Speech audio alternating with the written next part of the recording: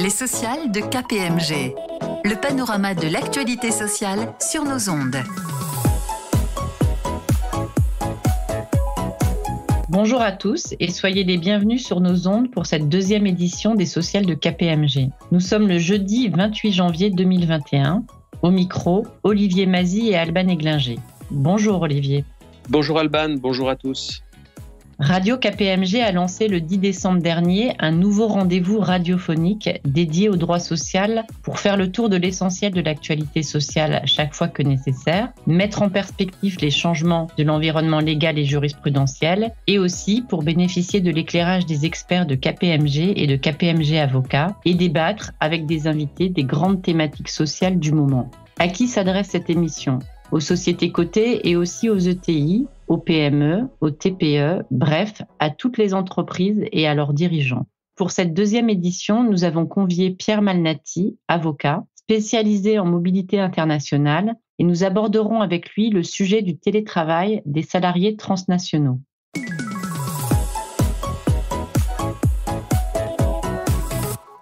Après une année 2020 compliquée, 2021 s'annonce avec la timide promesse d'un monde meilleur, mais pas avant quelques mois.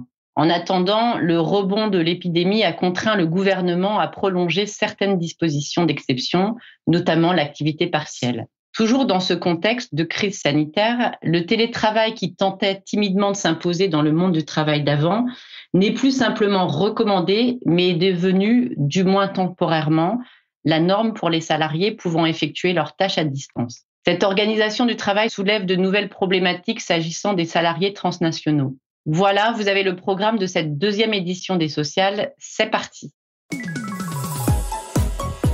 Le grand angle.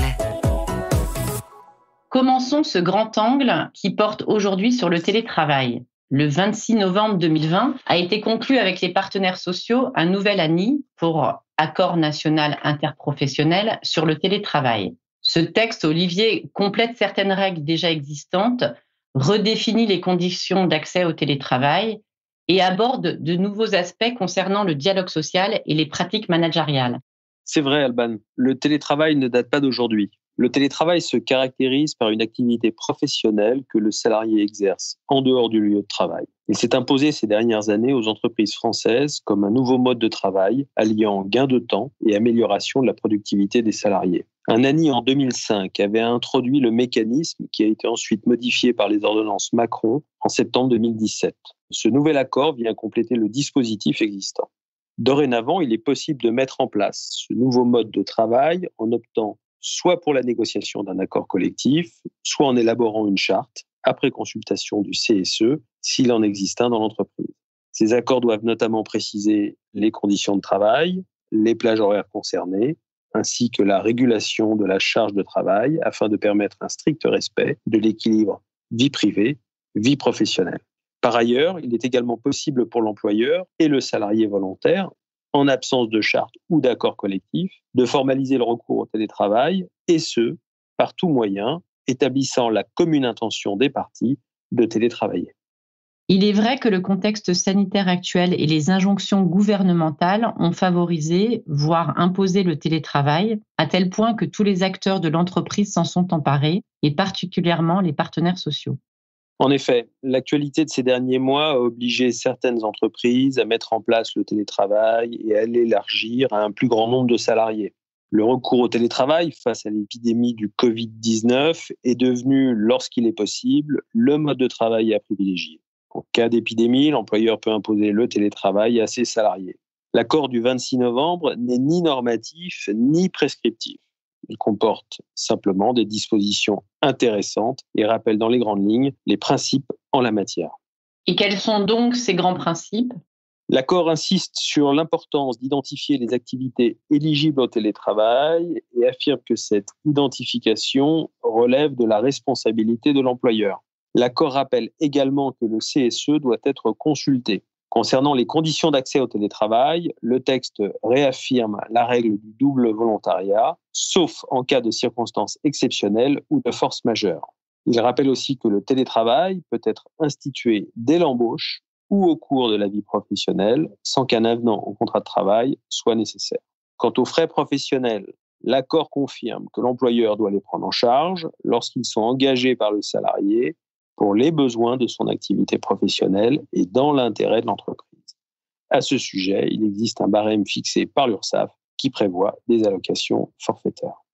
Pour ceux qui souhaiteraient avoir des informations complémentaires, je vous recommande de consulter le site de l'URSSAF. À noter enfin que si le salarié travaille avec ses propres outils informatiques ou avec ceux fournis par l'entreprise, l'employeur doit assurer la protection des données de son salarié et de celles qu'il traite à des fins professionnelles. Olivier, cet accord rappelle également que les télétravailleurs disposent des mêmes droits et obligations que les salariés en présentiel, notamment en matière de temps de travail. Oui, cela nécessite que l'employeur contrôle la durée du travail des salariés en télétravail. Des plages horaires doivent être déterminées au cours desquelles l'employeur peut contacter le salarié, et ce en cohérence avec les horaires en vigueur dans l'entreprise. L'accord souligne également l'importance d'équilibrer le temps à distance et le temps de travail sur site pour éviter de rompre le lien social. Ce lien social est essentiel et le risque existe de placer les salariés en situation d'isolement psychologique. À ce propos, qu'en est-il des règles relatives à la santé et à la sécurité des télétravailleurs ? Les télétravailleurs bénéficient des mêmes protections en matière de santé et de sécurité au travail que les salariés en présentiel. Mais dans la mesure où l'employeur ne peut avoir une complète maîtrise de l'environnement dans lequel s'exerce le télétravail, qui relève de la sphère privée, il est important de prendre en compte ce nouveau mode de travail dans la démarche d'analyse de risque qui doit être transcrite dans le document unique d'évaluation des risques. Cela signifie que l'employeur doit préalablement à sa mise en place s'assurer que le salarié travaillera à distance dans des conditions matérielles satisfaisantes et qui concerneront son poste de travail, les outils numériques. Ceci est d'autant plus important qu'une présomption d'accident du travail est instituée en cas d'accident survenu sur le lieu où est exercé le télétravail. Par ailleurs, la CNIL a de son côté publié sur son site internet des questions-réponses sur le télétravail, à propos notamment du pouvoir de contrôle exercé par l'employeur de l'activité numérique de ses salariés. En effet, Alban, la CNIL rappelle que l'employeur conserve le pouvoir d'encadrer et de contrôler l'exécution des tâches confiées aux salariés, mais elle précise également que ces moyens de contrôle ne doivent pas apporter aux droits et libertés des salariés des restrictions non proportionnées ni justifiées par la nature de la tâche. Ainsi, un système de contrôle du temps de travail ou d'activité du salarié doit avoir un objectif clairement défini, être proportionné et adéquat à cet objectif et nécessiter une information préalable des personnes concernées. Pour la CNIL, le fait de surveiller constamment son salarié au moyen de dispositifs vidéo ou en passant par l'utilisation de keyloggers, des logiciels qui permettent d'enregistrer les frappes au clavier effectuées par le salarié sur son ordinateur, sont excessifs. Olivier, il est sûrement utile de préciser à nos auditeurs à quelle date s'applique cette ANI. L'accord s'applique à compter du 1er janvier 2021 et à toutes les entreprises. Au vu de votre expérience, quelles sont les bonnes pratiques et les écueils à éviter en matière de télétravail ? Il convient de mettre en place un suivi et un contrôle du temps de travail et de renforcer le management des équipes. Les responsables d'équipe devront ainsi veiller à encadrer leurs équipes sans verser dans la pression excessive. Pour les nouveaux entrants, il faudra mettre en place des dispositifs d'intégration. Enfin, il faut trouver un juste équilibre entre le travail en présentiel et le télétravail.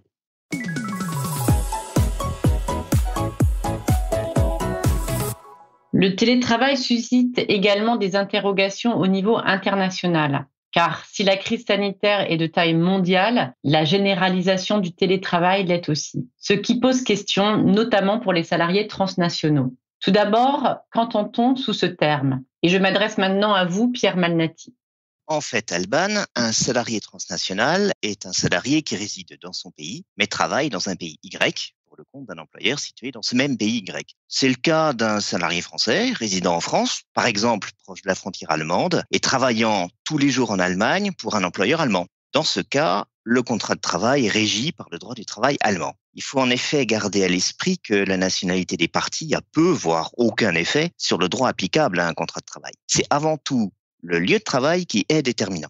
D'où l'importance de la question sur le télétravail. Si jamais le salarié français doit exercer ses fonctions pour son employeur allemand à partir de son domicile français, est-ce que cela a une incidence sur le droit applicable au contrat de travail ? On peut supposer que l'employeur allemand ne soit pas très enthousiaste à l'idée de devoir appliquer le droit français. Il préférera sûrement éviter d'avoir à gérer un droit qu'il connaît peu, sans parler des complications administratives supplémentaires, des éventuelles différences de traitement avec les autres salariés de l'entreprise, des éventuelles revendications de salariés d'autres nationalités, etc. Et donc, quelles sont nos recommandations ? Comme souvent dans les situations complexes, il importe de revenir aux fondamentaux. Et pour cela, il convient de se référer aux dispositions du règlement communautaire du 17 juin 2008. Ce texte pose comme principe que le contrat de travail est régi par la loi choisie par les parties. Mais le texte pose des limites à cette liberté. Il prévoit en effet que le choix des parties ne peut priver le salarié de la protection minimale du droit applicable dans le pays où est situé son lieu de travail habituel. Précision importante, ce lieu de travail habituel n'est pas réputé changer lorsque le salarié accomplit son travail de façon temporaire dans un autre pays. Et si je reprends notre exemple, le contrat de travail de droit allemand entre l'employeur allemand et le salarié français n'est pas impacté par le fait que le salarié télétravaille en France, à condition que cette situation soit temporaire. Si la situation n'est plus temporaire, le droit du travail français s'applique, du moins dans ses aspects essentiels, comme par exemple la durée du travail, le droit du licenciement, etc.